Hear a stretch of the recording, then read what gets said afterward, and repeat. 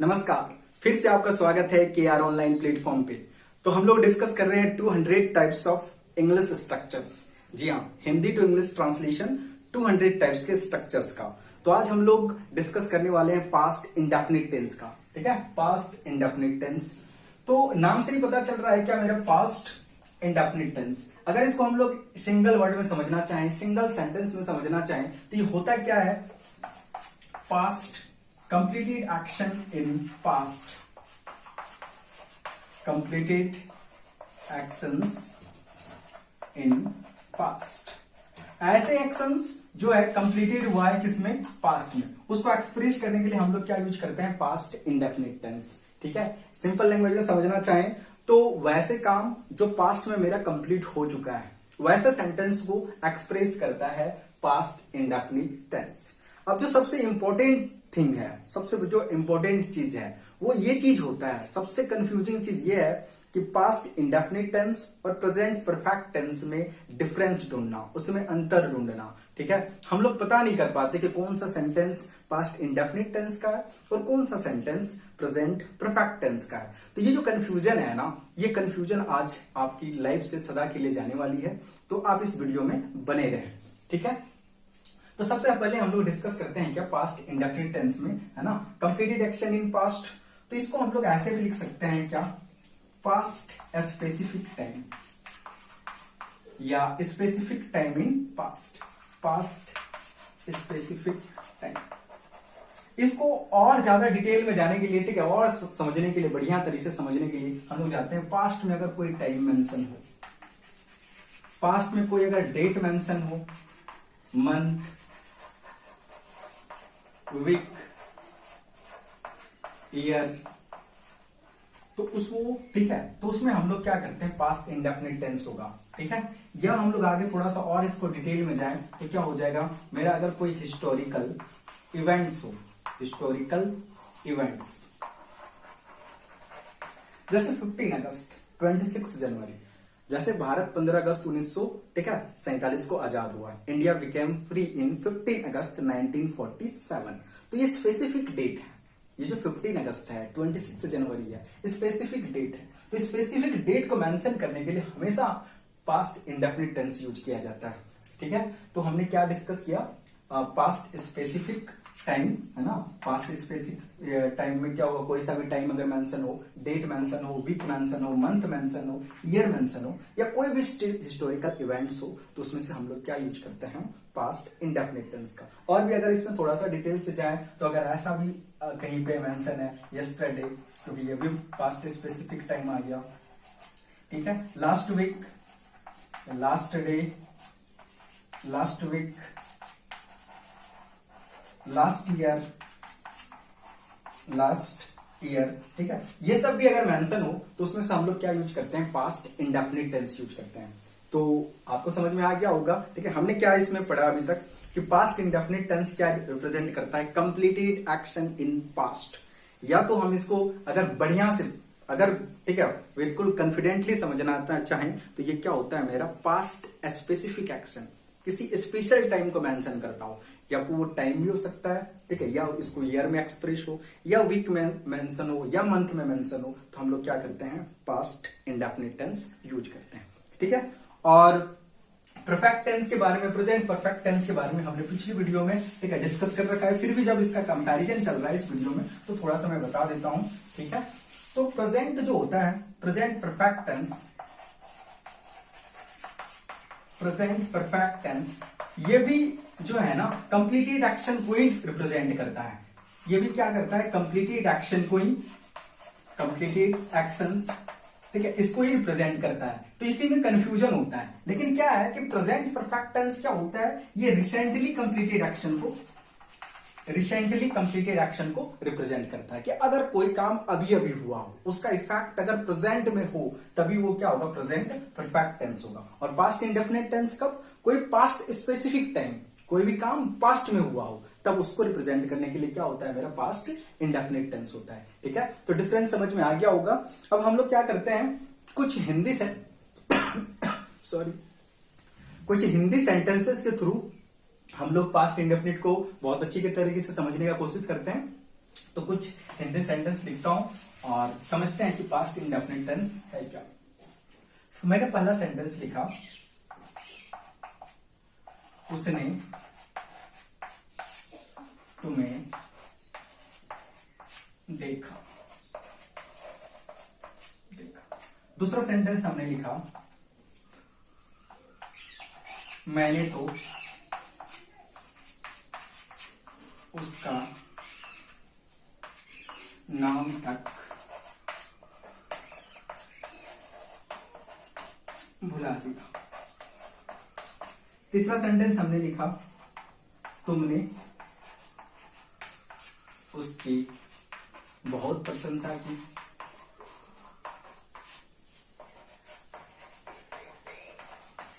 बहुत प्रशंसा की। ठीक है, 3 सेंटेंस हमने लिखा ना। उसने तुम्हें देखा, मैंने तो उसका नाम तक भुला दिया, तुमने उसकी बहुत प्रशंसा की। ठीक है, तो इस तरह के सेंटेंसेस को जो क्या है कि मेरे प्रेजेंट के पास्ट इंडेफिनिट टेंस है, तो इसको ट्रांसलेट करने के लिए जो हम लोग स्ट्रक्चर यूज करते हैं, तो हमें स्ट्रक्चर बहुत ध्यान तरीके, ठीक है, बहुत अच्छी तरीके से, ठीक है, इसमें ध्यान देना है, फिर सारे के सारे स्ट्रक्चर बन जाएंगे मेरे। तो इसमें हम लोग क्या करते हैं, पास्ट इंडेफिनिट टेंस को बनाने के लिए जो स्ट्रक्चर यूज किया जाता है वो होता है मेरा सब्जेक्ट प्लस वर्ब का सेकंड फॉर्म और प्लस क्या होता है मेरा ऑब्जेक्ट। सब्जेक्ट प्लस वर्ब का सेकंड फॉर्म प्लस ऑब्जेक्ट। इस स्ट्रक्चर से हम लोग क्या कर सकते हैं, पास्ट इंडेफिनिट के जितने भी पॉजिटिव या अफर्मेटिव सेंटेंसेस हो उसका ट्रांसलेट कर सकते हैं। तो ये सारे सेंटेंसेस क्या है, ठीक है, प्रेजेंट पास्ट इंडेफिनिट टेंस के पॉजिटिव अफर्मेटिव सेंटेंस है, इसको हम लोग आसानी से बना सकते हैं। तो इसमें सब्जेक्ट क्या है मेरा, उसने, तो हमने यहाँ पे क्या लिखेंगे, सी देखा, तो क्या हो जाएगा मेरा लुक्ड यू। ठीक है, सी लुक्ड यू। फिर नेक्स्ट मेरा सेंटेंस क्या है, मैंने तो उसका नाम तक भुला दिया, तो क्या हो जाएगा, सब्जेक्ट है I forgot even her name. I forgot even her name, मैंने तो उसका नाम तक भुला दिया। नेक्स्ट मेरा सेंटेंस है, तुमने उसकी बहुत प्रशंसा की, तो क्या हो जाएगा, सब्जेक्ट तुमने है, तो ये क्या हो जाएगा, यू। प्रशंसा करना तो क्या हो जाएगा, एप्रिसिएटेड, एप्रिसिएटेड, ठीक है, her a lot, you appreciated her a lot, तुमने उसकी बहुत प्रशंसा की। तो इस तरह से हम लोग पास्ट इंडेफिनिट टेंस के जितने भी स्ट्रक्चर्स होंगे, जितने भी हिंदी सेंटेंसेस हो गए, उनको इंग्लिश ट्रांसलेट कर सकते हैं। ठीक है, तो फटाफट से हम लोग कुछ क्या करते हैं, नेगेटिव सेंटेंस को भी डिस्कस कर लेते हैं। तो ये याद रखना है, ठीक है, अफर्मेटिव सेंटेंस के लिए स्ट्रक्चर सब्जेक्ट प्लस वर्ब का सेकंड फॉर्म प्लस ऑब्जेक्ट।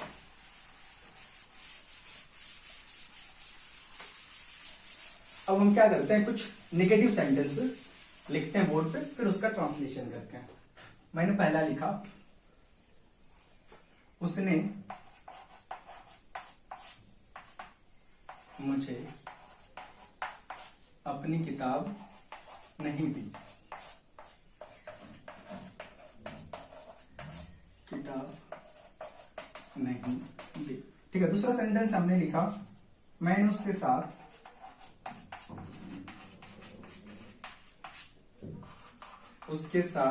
जाना पसंद नहीं किया।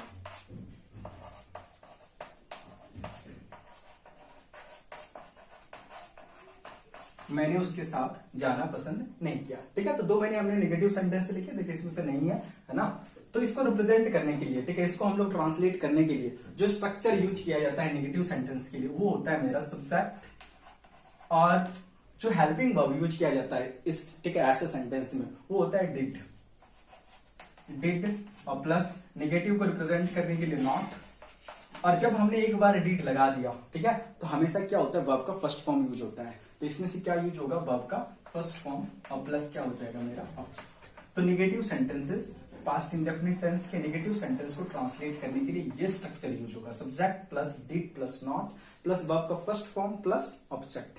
ठीक है, हमने पहले ही बता रखा है कि हेल्पिंग वर्ब्स कितने होते हैं, 3 होते हैं। ठीक है, फर्स्ट क्या होता है, डू, दूसरा बी और तीसरा हैव।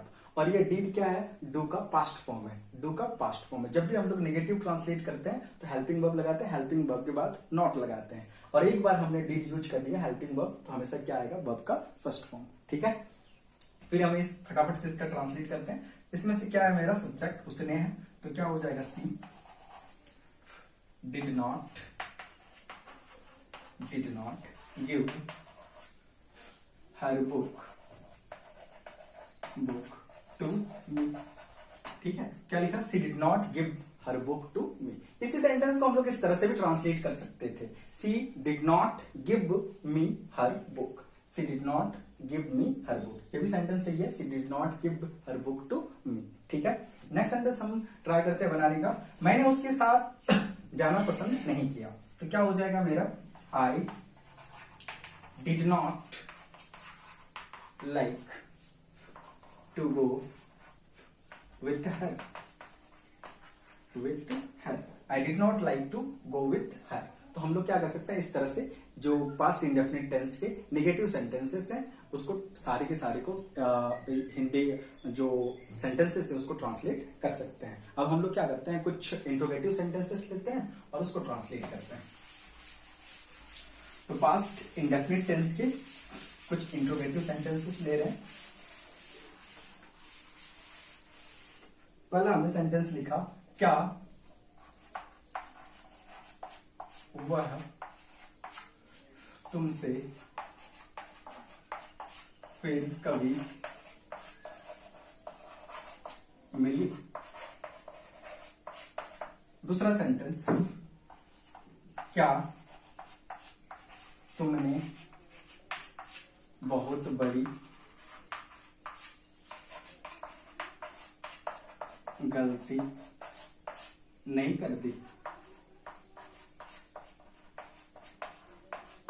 ठीक है, तो दो सेंटेंस हमने लिया है, क्या वह तुमसे फिर कभी मिली, क्या तुमने बहुत बड़ी गलती नहीं कर दी। तो हम लोग जानते हैं जब भी हम लोग इंट्रोगेटिव सेंटेंसेस का डिस्कस करते हैं तो जो हेल्पिंग वर्ब होता है वो सब्जेक्ट से आगे आ जाता है। ठीक है, तो फटाफट से पहले स्ट्रक्चर लिखते हैं। तो क्या हो जाएगा मेरा? Did plus subject plus verb का फर्स्ट फॉर्म और प्लस क्या हो जाएगा मेरा?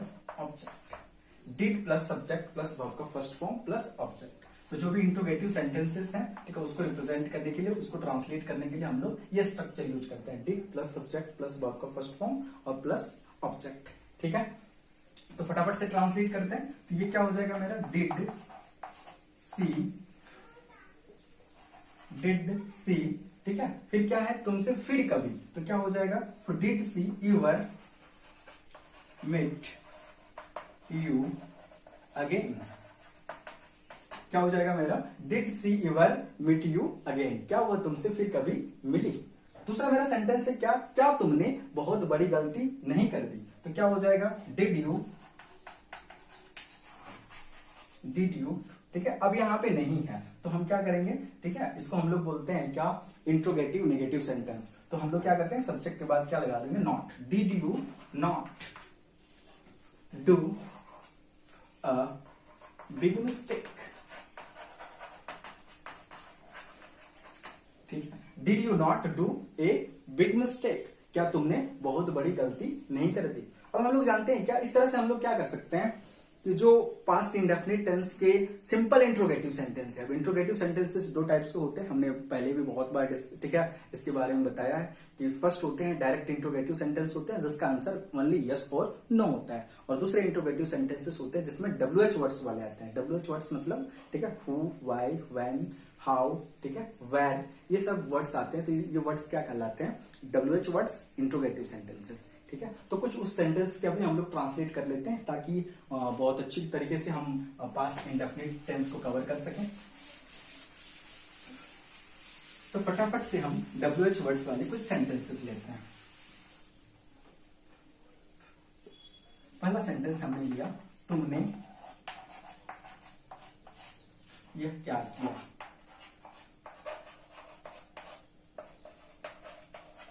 तुमने यह क्या किया। दूसरा सेंटेंस हमने लिया, उसने वहां क्यों देखा। उसने वहां क्यों देखा। तुमने यह क्या किया, उसने वहां क्यों देखा। ठीक है, तो स्ट्रक्चर सेम स्ट्रक्चर हो जाएगा, बस क्या हो जाएगा मेरा WH वर्ड्स पहले जुड़ जाएंगे। तो ये क्या हो जाएगा मेरा WH words plus did plus subject plus verb का फर्स्ट फॉर्म और प्लस क्या हो जाएगा मेरा ऑब्जेक्ट और क्वेश्चन मार्क्स। तो इस स्ट्रक्चर के थ्रू हम इस टाइप के जितने भी सेंटेंसेस हैं उसका ट्रांसलेट इजीली कर सकते हैं। ठीक है, तो फटाफट से ट्रांसलेट करते हैं। पहला क्या है, तुमने यह क्या किया। तो ये जो क्या है, ठीक है, WH वर्ड्स है, तो हम लोग क्या करेंगे, ठीक है, यहाँ पे लिखते हैं व्हाट डिड यू। ठीक है, किया है तो क्या हो जाएगा मेरा do this. What did you do this, तुमने यह क्या किया। नेक्स्ट सेंटेंस मेरा क्या है, उसने वहां क्यों देखा। तो यहाँ पे WH वर्ड्स क्या है मेरा, क्यों है, तो क्या हो जाएगा मेरा वाई डिड।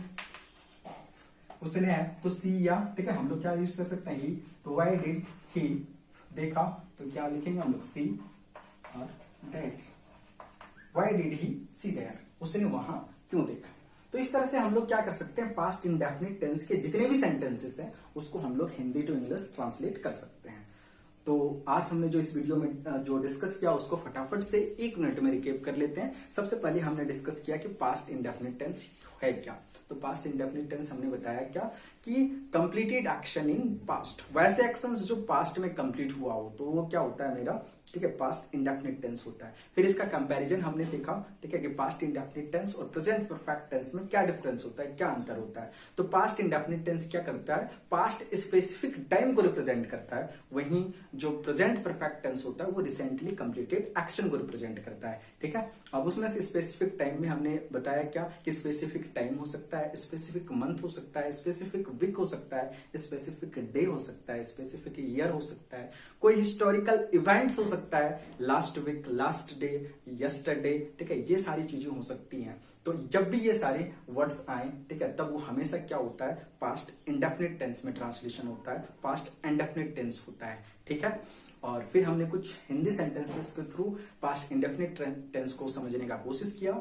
आशा करता हूं कि ये वीडियो आपको अच्छी लगी होगी, और अगर ये वीडियो आप लगातार देख रहे हो और अगर आपको ये वीडियो अच्छी लग रही है, आपको लगता है कि कुछ इंप्रूवमेंट करने की जरूरत है, तो आप कमेंट बॉक्स में, ठीक है, आपका स्वागत है कि आप अपने कमेंट बॉक्स में अपना बेशकीमती राय जरूर रखें।